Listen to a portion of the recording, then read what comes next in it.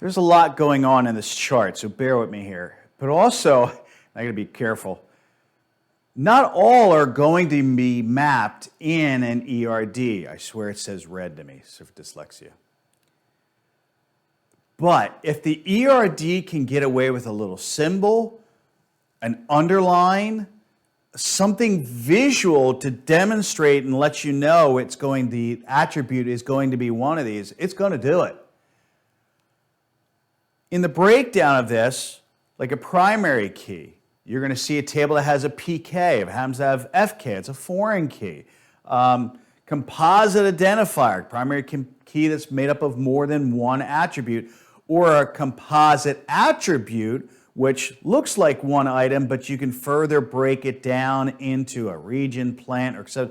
The breakdown actually has a meaning, which is, by the way, different than the single value attribute, when you can't really break that down. No meaning is broken down. So these are opposite of one another. A single attribute cannot be subdivided. Oh, wait a minute. There it is.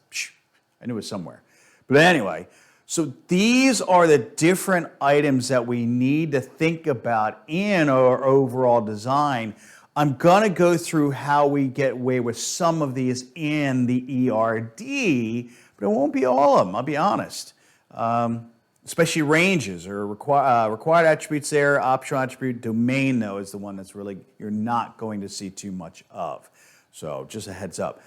But again, this is the list of all the items that we need to cover, but it may not show up in ERD. So keep that in the back of your minds. Whenever you're doing a database, I would use this, or a table, whatever. You need to have this chart in front of you to say, okay, do we have every one of these covered for particular entities or tables that we're developing? So let's see what that looks like. I'm clarifying some of the attribute types, items that we need to cover from the previous chart. And one of them was our multi-valued attribute. So what did this mean? So in this particular example, I'm going to use the Chen model. We had car, we have VIN number, the mod code, the modular. I'm not sure what that means. Car year, car color, that part I get. But anyway, car color, notice right now has those double lines that are connected to it, meaning it's a multi-valued attribute, which frankly, to be honest with you, makes me a little nervous because it really should be broken down to this: car top color, car trim color, and car body color.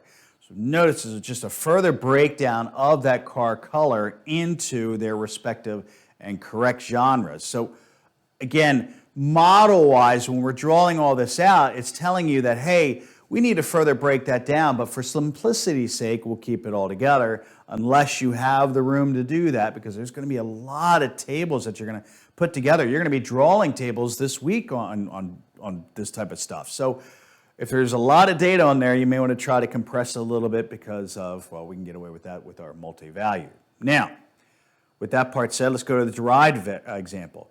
With the derived example, it's kind of neat, is that here in this example, I have date of birth and age. Do I really need both? Couldn't I use date of birth, do some simple programming or something calculation to tell me what the age is? And the answer is, yeah, you can. The bad part is if I do list both, I've got to maintain both. Now, date of birth, that's not going to change anytime soon, okay? If it does, you're doing something illegal. But your age is going to change. You're only going to get older. But the bad part is that means I have to maintain that value. Now, why would I do that if I have date of birth and I can do the calculation on exactly how old you are? And that's really what this chart is going over, is saying, hey, there's some advantages of storing it, and there's some, well, disadvantages of storing it. There's advantages of not storing it. So I'll have you look at it. But again, the bad part is if you don't have both, you just did date of birth, and the computer's got to do some calculations as you're trying to do your query, and then it'll spit the result. But again, otherwise, you've got to continually maintain age if you do have both. So that's really what this is trying to tell you in this overall table down here.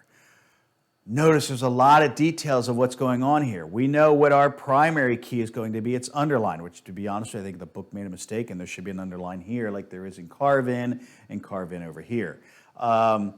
we'll get, these are simple entities and tables for now, but the chart, that especially crow's foot, both of them do it, but I'm particular. Crow's foot's going to tell you a lot in just that simple block format.